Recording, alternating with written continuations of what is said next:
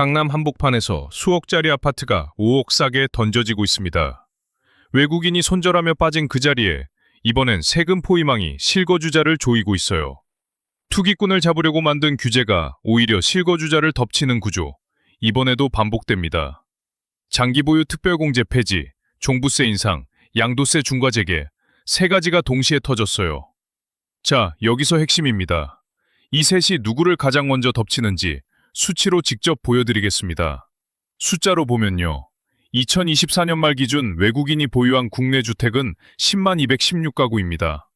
이 중 56.6%가 중국인 소유입니다. 5만 8,896채. 그냥 많은 게 아닙니다. 2022년부터 2024년까지 외국인 보유 주택이 약 1만 7천 가구 늘었는데 그 증가분의 70%가 중국인이었습니다. 마트에서 장 보듯 집을 골라 담은 겁니다. 수도권에만 전체의 72.5%가 몰려 있었습니다. 서울 강남과 용산 같은 핵심 입지를 집중적으로 사들인 겁니다. 어떻게 가능했을까요? 관세청이 적발한 사례 하나를 보겠습니다. 가상자산으로 840억 원을 불법 환치기한 뒤 그 돈으로 아파트 55채를 사들였습니다. 8살짜리 외국인 아이도 본인 명의로 수십억짜리 거래가 가능했습니다. 내국인이라면 자금 출처 소명에 증여세 조사까지 받아야 할 거래를 외국인은 아무 제한 없이 할 수 있었던 겁니다. 역차별이라는 말이 나올 수밖에 없는 구조였습니다. 자, 여기서 핵심입니다. 이 구조가 막혔습니다. 2025년 8월 외국인 토지거래 허가제가 시행됩니다. 서울 25개 구 전체, 경기 23개 시군, 인천 7개 구가 한꺼번에 묶였습니다. 외국인이 주택을 사려면 2년 실거주 의무까지 붙었습니다. 투자 목적의 매수는 사실상 차단된 겁니다. 결과는 즉각적이었습니다. 토어제 시행 후 4개월간 서울 전체 외국인 아파트 거래가 51% 줄었습니다. 강남 3구와 용산은 65% 감소했습니다. 서초구는 가장 극적입니다. 92건이던 거래가 11건으로 쪼그라들었습니다. 88% 감소.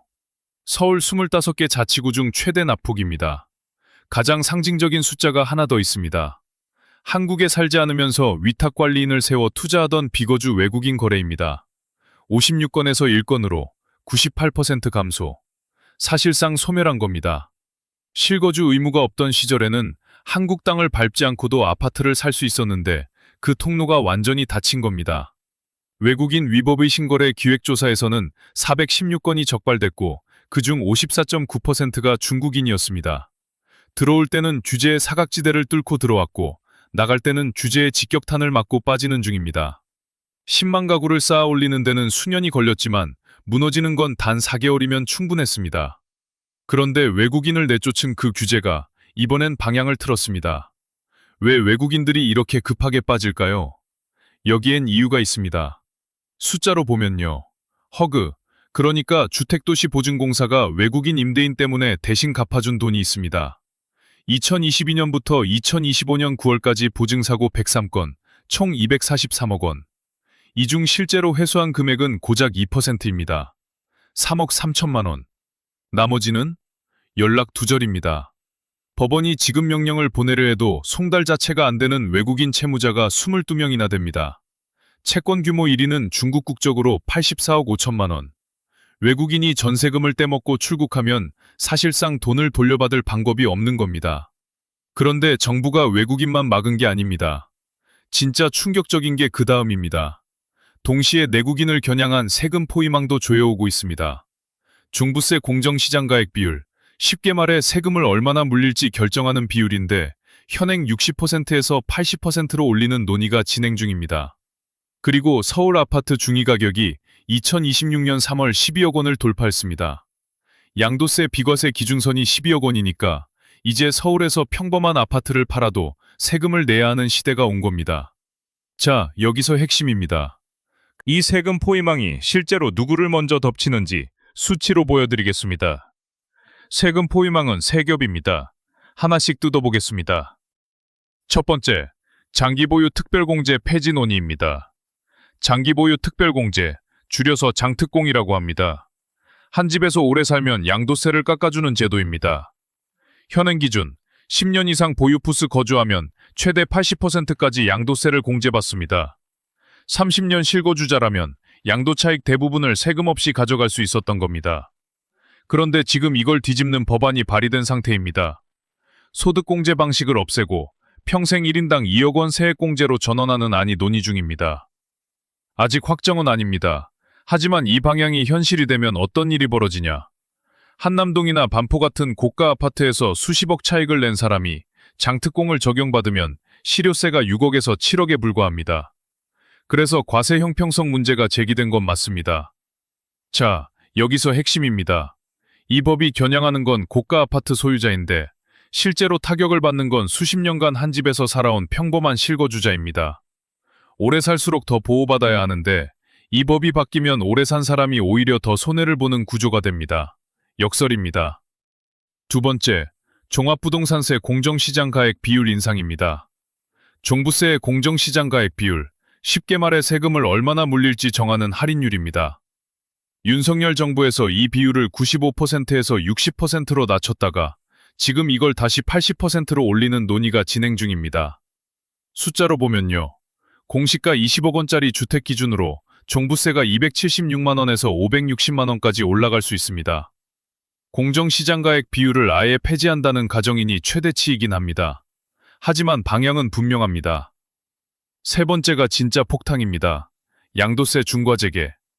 2026년 5월 9일, 이 날짜를 기억하셔야 합니다. 그동안 유예되어 있던 다주택자 양도세 중과가 다시 시작됩니다. 조정 대상 지역에서 3주택 이상을 가진 사람이 집을 팔면 기본 세율의 30%포인트가 가산됩니다. 지방세까지 포함하면 최대 82.5%입니다. 양도차익의 5분의 4 이상을 세금으로 내야 한다는 뜻입니다. 2주택자도 기본 세율의 20%포인트가 붙습니다. 그리고 하나 더. 서울 아파트 중위가격이 2026년 3월 기준 12억 원을 돌파했습니다. 1주택자 양도세 비과세 기준이 12억 원입니다. 이 두 숫자가 사실상 같은 선 위에 놓인 겁니다. 이제 서울에서 평범한 아파트를 팔아도 양도세 과세 구간에 들어갑니다. 30년을 한 집에서 실거주한 사람과 세 채를 단타로 돌린 사람. 누가 더 많은 세금을 내는 게 공정할까요? 투기꾼을 잡겠다고 만든 세금이 실거주자를 먼저 덮치는 구조. 이게 지금 벌어지고 있는 일입니다. 그렇다면 지금 이 상황에서 실거주자는 어떤 선택을 해야 할까요? 여러분 각자의 상황에 따라 지금 해야 할 것과 하지 말아야 할 것이 완전히 다릅니다. 그래서 시장 상황부터 정확히 짚겠습니다. 숫자로 보면요. 성동구 아파트 매매 거래량이 1월에 123건이었습니다. 2월에 22건으로 떨어졌습니다. 한 달 만에 82% 급락입니다. 성동구만의 문제가 아닙니다. 서울 전체 아파트 매물이 7만 건 후반에서 8만 건까지 쌓여 있습니다. 매물은 산더미인데 사려는 사람이 사라진 상태입니다. 거래 절벽이라는 말이 과장이 아닌 겁니다. 여기에 시한폭탄이 하나 더 있습니다. 올해 5월 9일 다주택자 양도세 중과가 재개됩니다. 최대 82.5%. 이 날짜가 넘어가면 세금이 폭발합니다. 그래서 지금 다주택자들이 급매물을 쏟아내기 시작한 겁니다. 4월과 5월 사이에 급매물이 더 나올 수밖에 없는 구조입니다. 자, 여기서 핵심입니다. 이 상황에서 내가 어디에 서 있는지를 먼저 확인해야 합니다. 종부세부터 보겠습니다. 종부세 납부 대상은 전체 가구의 2에서 3%에 불과합니다. 공시가격 12억 원 이하 1주택자는 종부세 해당이 없습니다. 시세로 따지면 대략 17억에서 18억 원 수준입니다. 대부분의 실거주자는 종부세를 걱정할 필요가 없다는 뜻입니다. 장기보유 특별공제는 어떨까요? 현재 발의 단계입니다. 국회를 통과한 확정 법안이 아닙니다. 아직 행동할 이유가 없습니다. 공포에 휩쓸려 확정되지도 않은 법안 때문에 집을 내놓는 건 최악의 선택입니다. 양도세 중과는 다릅니다. 다주택자라면 5월 9일 전에 매도 여부를 지금 결정해야 합니다. 이건 발의가 아니라 이미 확정된 일정입니다. 1주택 실거주자는 해당 없습니다. 법안이 무서워서 지금 당장 팔거나 사야 하는 건 아닙니다. 내 상황을 먼저 확인하는 게 먼저입니다. 그런데 하나만 더 짚겠습니다.